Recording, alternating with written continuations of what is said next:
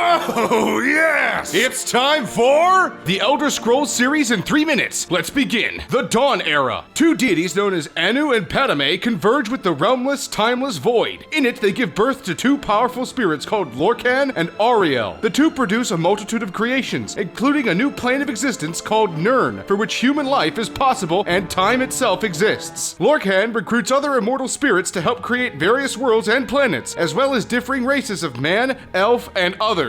A civil war erupts between the spirits, and Lorkhan is killed in battle. His loss causes the splitting of the continents on Nirn, and the races are split all over the planet to create their own kingdoms. The Merethic Era. Stuff gets built! People have big fights, and the Dwemer build their underground cities. This is the era of innovation, where magic and science converge to improve both the ways of life and the ways of brutally murdering people. The Dragon Lord Alduin rules over a race of man, but the men revolt and send Alduin into the future, ridding themselves of his reign. Later, a dark prince known as Bothia eats an ancient spirit and becomes Malakath, and essentially creates the race of orcs. The First Era. The Clash of Kingdoms, mostly between the race of man and the race of elves, who constantly fight for territory all over Nirn. A man named King Haerle drives the snow elves out of Skyrim and conquers it for himself. Other empires rise and fall, but the Cyrodiilic Empire reigns supreme for 400 years as Nirn enters the Second Era. Under the rule of Akaviri, the guilds are created for fighters and mages. Despite multiple peace treaty attempts, every continent continues to war with each other in order to create a complex backstory for each individual race. Near the end of the Second Era, a war general named Talos discovers he is a Dragonborn, meaning he has the soul of a dragon but a mortal body. He overtakes the land of Tamriel and asserts the greatest legacy on Nirn, beginning the Septim Empire. The Third Era. Talos dies, and fighting between his descendants causes massive rifts among the land. The Empire eventually splits, as rogue factions pop up all over Tamriel, claiming sub-kingdoms for themselves. A mage known as Yegar Tharn usurps the Empire's throne and fans the flames of the disunity of the kingdoms, sparking new civil wars and allowing the supernatural race of the Daedra from the alternate realm of Oblivion to walk freely amongst the other races. Tharn is killed, the Daedra are driven back, and the Empire manages a reign of peace for a few years until the Emperor is assassinated and the Oblivion Crisis begins. The borders between the realm of Oblivion and Nirn break down, and the Daedric prince Mehrunes Dagon invades Tamriel. Martin Septim, the son of the late Emperor and the hero of Kvatch, wage battle after battle with Dagon, finally defeating him and resealing the barriers between the realms. The Fourth Era. With the destruction of the Empire, Tamriel falls into further disarray. 200 years of political assassinations later, the province of Skyrim finds itself split between two primary factions, the Stormcloaks and the Imperials. A new Dragonborn hero rises to help quell the civil war, but discovers the return of Alduin. The hero helps to bring an end to the Skyrim civil war, and eventually defeats Alduin. The hero is given worldwide acclaim, and the kingdom finds relative peace for now, and that's the Elder Scrolls in 3. I'd like to thank you guys for watching. If you liked the video, give it a big thumbs up. If you want to see more content, subscribe, please. Elder Scrolls is one of my favorite series of all time. I lost myself in Oblivion for almost a year, and when I found my way out, I realized I hadn't showered in over a year.